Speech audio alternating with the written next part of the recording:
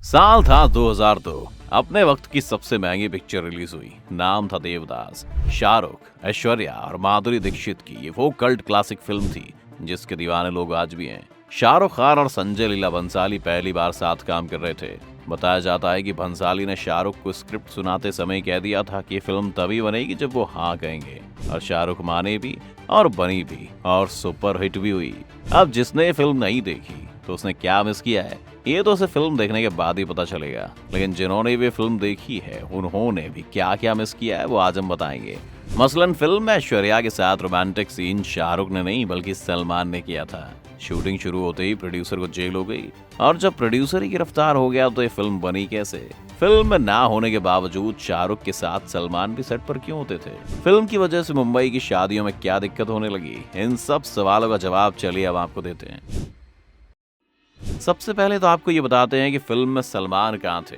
संजय लीला भंसाली की पिछली फिल्म हम दिल दे चुके सनम में सलमान खान और ऐश्वर्या राय के बीच में प्यार हुआ था और ये 2 साल तक चला था। रिपोर्ट्स के मुताबिक ऐश्वर्या ने सलमान से उनके हिंसक व्यवहार और अपने पिता के इस रिश्ते के खिलाफ होने की वजह से दूरी बना ली, लेकिन सलमान मानने को तैयार नहीं थे।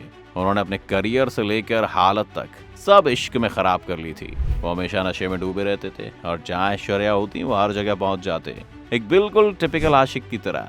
आप में से कई लोग रिलेट भी कर रहे होंगे। खैर, अनुपमा चोपड़ा की किताब king of Bollywood Shahrukh Khan and the seductive world of cinema के मुताबिक सलमान देवदास की शूटिंग के दौरान भी सेट पर होते थे।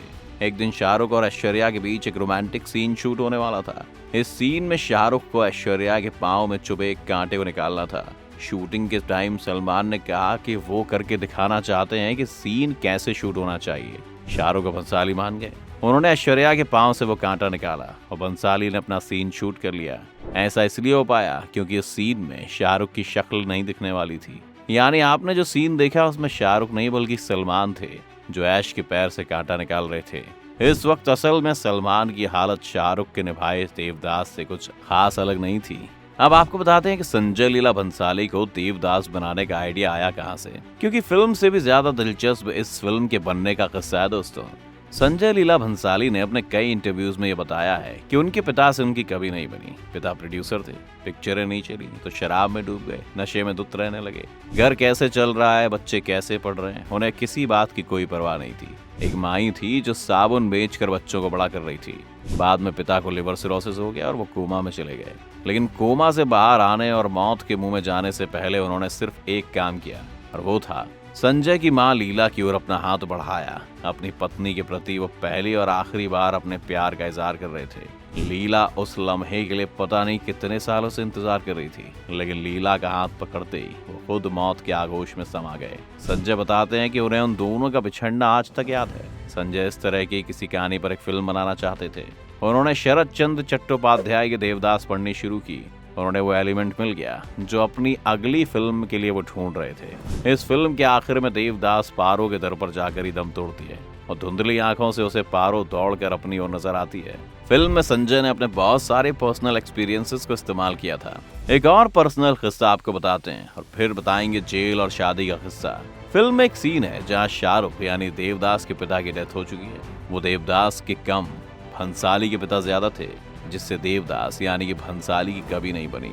अपने उस पिता के श्राद्ध पर देवदास भरपूर नशे में पहुंचता है और अपनी मां के बगल में बैठकर किसी अनजान आदमी की तरह सहानुभूति देता है। ये सीन दरअसल संजय लीला भंसाली के साथ हुई एक घटना से प्रेरित था। संजय की दादी के श्राद्ध के मौके पर उनके पिता इतने नशे में पहुंचे थे कि वो पहुंचते ही गिरकर बेहोश हो गए। उनके एक दोस्त ने आकर उनकी मां को ढांढस बंधाया। संजय पर इस घटना का बहुत प्रभाव पड़ा। क्यों दोस्तों, अब जिसने फिल्म देखी है वो इस सीन और संजय लीला भंसाली को रिलेट कर पा रहे हैं ना।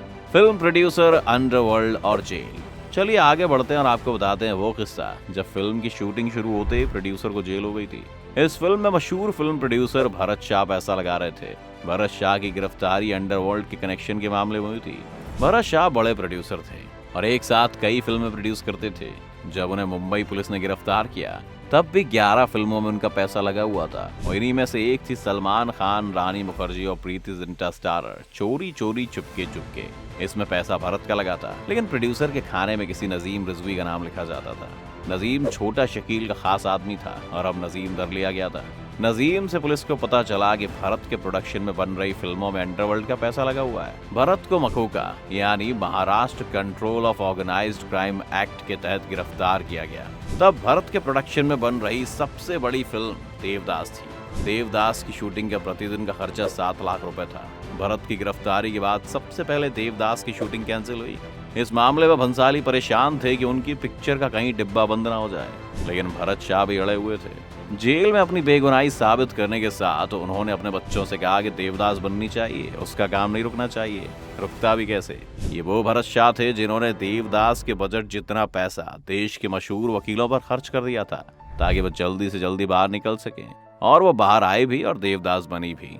देवदास अपने टाइम की सबसे महंगी फिल्म थी, जिसे बनाने में 50 करोड़ से भी ज्यादा रुपया खर्च आया था। फिल्म की शूटिंग की वजह से मुंबई की शादियां टलने लगी। अब आते हैं आखिरी और शादी वाले किस्से पर दोस्तों। बंसाली अपनी फिल्मों की भव्यता के लिए जाने जाते हैं, और फिर तो ये देवदास थी। इस फिल्म की शूटिंग में 275 दिन, 2500 लाइट्स को ऑपरेट करने वाले 700 लाइटमैन, 6 अलग अलग सेट, 42 जनरेटर और 30 लाख वॉट की पावर सप्लाई लगती थी। आमतौर पर फिल्मों की शूटिंग में 2-3 जनरेटर लगते थे, लेकिन इस बार मामला गड़बड़ हो गया था। मुंबई के सारे जनरेटर फिल्म सिटी और फिल्मिस्तान में भंसाली के सेट पर होते थे।